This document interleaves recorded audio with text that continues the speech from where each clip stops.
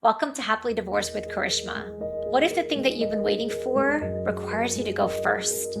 In today's episode, I'm sharing a personal story about stepping out of a role that I've been playing my whole life, asking a completely different question, and getting a completely different outcome. This episode is about courage, ownership, and what becomes possible when you stop holding you back.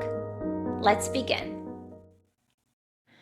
Welcome to Happily Divorced with Karishma, and I'm so proud here today to talk about a huge empowerment win for me. And I want to thank you all personally for including this podcast as part of your journey. And I'm so grateful that you're here. Last week I probably had one of the most important wins of my entire life as a daughter. And, for those of you that know me or have participated in my podcast at the beginning, you might know some of my story. And for those of you that are brand new and listening to it for the first time, I'd love to just share that with you. I am a first generation Indian and I came to America when I was 5 years old. My parents are still married. My dad grew up in a not so thriving family. They were struggling financially. He's been working since the age of 14, and he pretty much worked 7 days a week his entire life until he sold his convenience store gas station about 7 years ago. My mother, she was the oldest of four, grew up in an affluent family. It was an arranged marriage, and as the oldest of three daughters, and then a son who came 20 years after, believe it or not, she wanted to get educated. And after the first year of school, basically, she was told she had no choice but to get married. And when she met my father, she said yes, because she didn't have a choice. And, they've been together since. And now they're almost 47 years married, which is totally crazy. So, in my household, I am the older sister, and I have a younger brother about 3 years younger than me. And my whole life, I just saw paradox after paradox after paradox after contradiction. And I saw, my experience was I had to sort of fight to get my way. I had to fight to get basic privileges, to basically feel like I had value. Things like when I started driving, or at 16, when all of my friends had their cars at 16 and a half, they'd been comfortably driving by themselves, taking the car by themselves. And at 16 and a half, almost 17, I still wasn't allowed to take the car alone. And I remember just really getting frustrated one day and taking the keys and just storming out of the house with the keys and driving off to the mall to pick up a gift from my best friend at the time. And it was such a big deal. And I was totally expecting a smackdown, at which my mom was like, thank you for taking the car, and can you please go to the grocery store and get some bread for us? What? But whereas my brother at age 13, 14, and again, he's 3 years younger than me, so you guys can do the math, he's already reversing the car out of the driveway. And so there's all of these paradoxes all over the place in growing up where I felt like I wanted independence. I was totally sheltered. And I wanted to just experience my life as a teenager, not even do crazy things, but just have quote unquote normal experiences that my friends had. And then finding that because I was a girl, I didn't have those experiences. Another big thing for me was I am the first woman in my families on both sides to have a college education. And I'm the first person on my both sides that have gone away for school. And these are big, big things where historically there's such a fear mongering about girls, parents really locking down the girls, controlling them because of fear. And, my parents did the best they could with what they knew. But that cultural piece was really relevant in my household.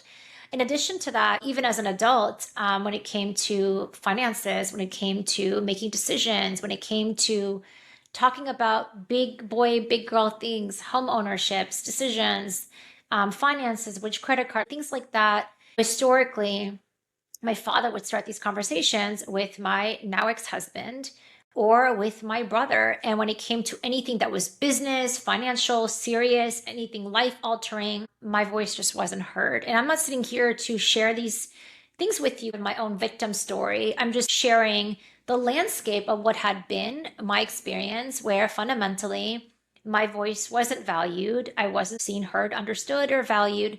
And that's been a huge core wound of mine my entire life.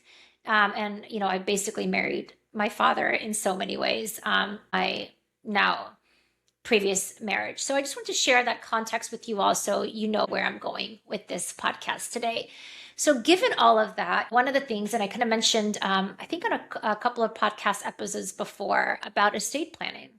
And, this estate planning issue, creating trust documents, estate documents, has been something that my family and I have been talking about for the last couple of years, but specifically around the last 8 weeks or so. And, I mentioned in the last podcast episode about what happened, being ignored, and my parents talking past me and only talking to my brother around this estate planning stuff. And just leaving me really, really frustrated. So fast forward time, my brother now has a 1 month baby. He had a child, his first child, beautiful little baby boy, that was born a month ago. And, after finding out that my parents' living trust documents were outdated, needed to be updated, I made a commitment to my parents and my brother was I'm going to do my best to find an attorney that can work with us. And so fast forward time, I found a couple that I thought would be worthy of having conversations.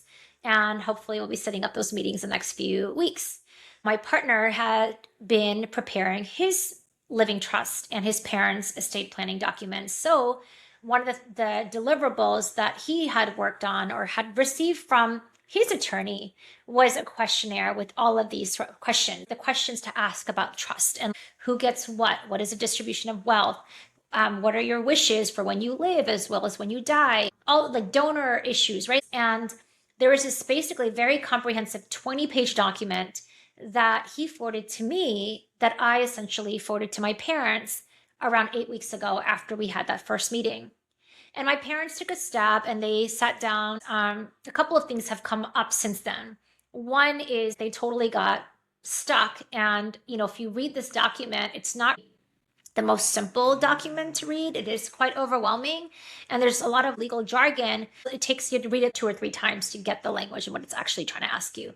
The first piece, this thing is complex. 2 is freaking long.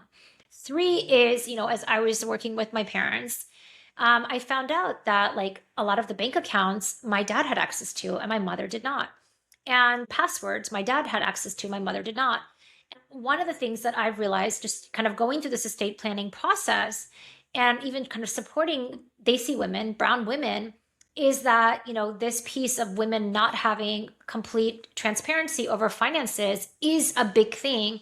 And I've seen it kind of happening over and over again. So my intention or my desire was that, as my parents would work on their estate planning stuff, this would also create an opportunity to allow transparency for showing where wealth was, where cash flow was, where things were that had not previously kind of been fully transparent in the past.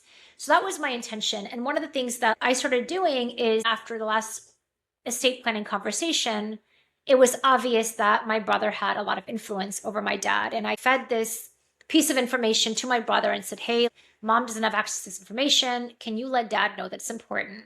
Can you bug dad to sit together with mom and get this going? And so my brother started telling them in their ears, or my dad specifically, so he could actually get the ball rolling on these documents. Again, this is about 7-8 weeks ago. And all this is happening. Then about a week or 2 before my brother's baby's born, I meet a couple of attorneys and I'm like, hey, I think you should talk to them because my brother's looking to get his stuff done for his new family. I need to get my documents updated after my divorce, which I still haven't. And my parents, more urgently, needed to get their documents done. So there's basically 3 parts of our family that all need to get this stuff done. And we want to find one attorney, ideally, to help support all 3 of us. So I found an attorney. I really liked her. And I gave the information to my brother and said, hey, can you talk to her? So here we are.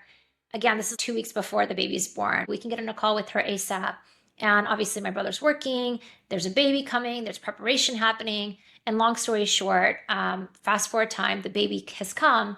And that conversation with the attorney didn't happen. And I'm not here to blame anyone. This is just what happened and life gets busy and I totally get it. And so here I am and I'm frustrated because I'm reminding my brother, and the texts are going one way and things aren't happening. I'm asking my mom, and it's like dad doesn't want to sit down, or we tried sitting down and we got stuck, and everything's stalled for the last 6 to 8 weeks because of all these variables that are happening. And I probably reminded, prodded, suggested to my brother, to my mom, not talking to my dad directly. And then I don't know what shifted. I came back from Houston a little bit earlier on Monday. And it turned out that I had blocked off a couple of days to take care of a couple of things, which got canceled from my calendar.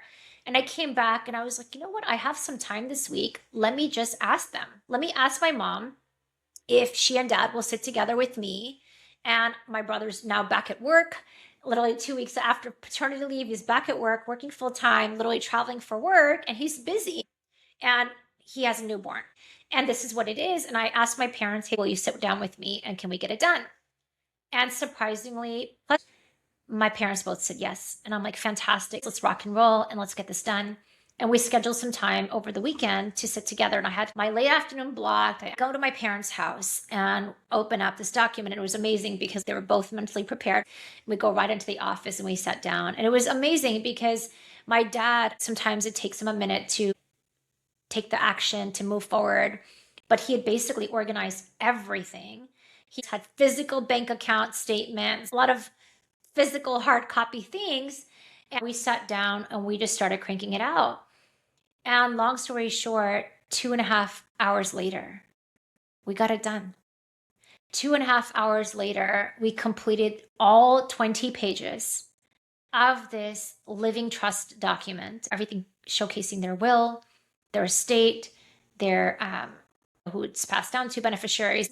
And as we were talking about each bank statement, I was like, Dad, we need to have passwords written down where mom can access it, because otherwise, God forbid, something happens. Nobody has access to that. And mom, you need to know where everything is. And you also need to be empowered to have this information. And so as I was going through this comprehensive checklist by this attorney, I also took the task of transcribing, ensuring that every bank account, every password, every username was logged and written down.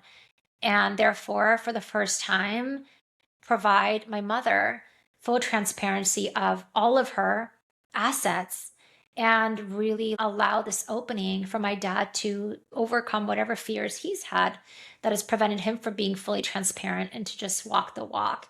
For me, it was such a huge win for me because for the first time, I just felt like they heard me. I felt like my presence was valued. I felt like instead of the usual kind of power struggle, for the first time, I felt like I was an equal. And it was amazing because when it came to power of attorney and executor of the will and all these really important things, they picked me. And as I was transcribing everything onto this electronic document, I had prepared myself to not be number one. And this isn't about me being a victim. I didn't really think that I would be, just based on everything that had happened in the past and just the way that my brother and I, frankly, are treated when we're with each other. And somehow, my parents chose me.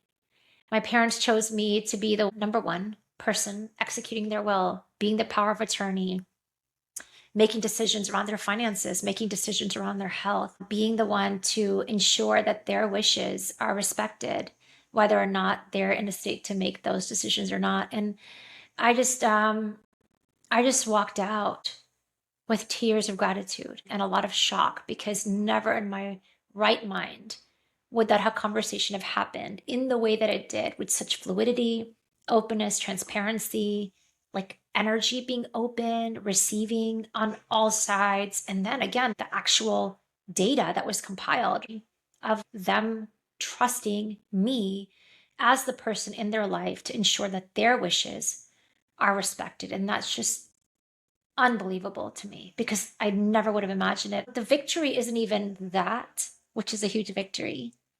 The victory for me was the courage to ask no. I was okay with them saying, no, we're not willing to sit with you. But I think the courage to ask and to put myself out there and to say, you know what, I'm here to help you. I have the time and capacity. And I think the fact that I was willing to, because it was the first time I'd really even asked my dad directly or indirectly to help him in this way, right? In the past, I was doing it through my brother, kind of like trying to like suggest all the things, pressure from the back end. I was doing it through my mom, but I had not connected with my dad. For the first time, there was more connection with my father and asking him directly.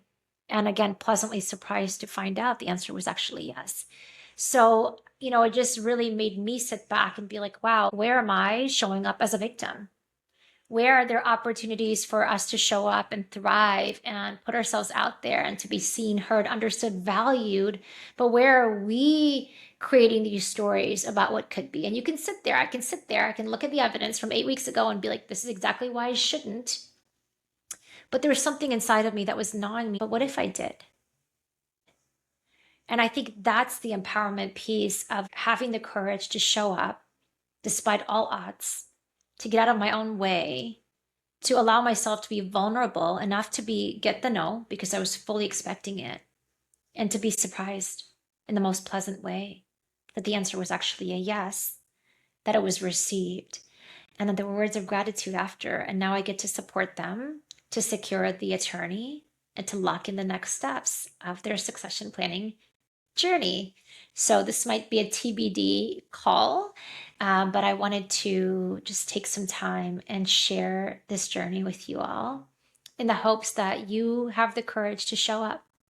You have the courage to put yourself out today in a way that's vulnerable, in a way that's scary, to really advocate for yourself beyond the story, but into who you really are, and just show up from that space of empowerment today. Thanks for listening.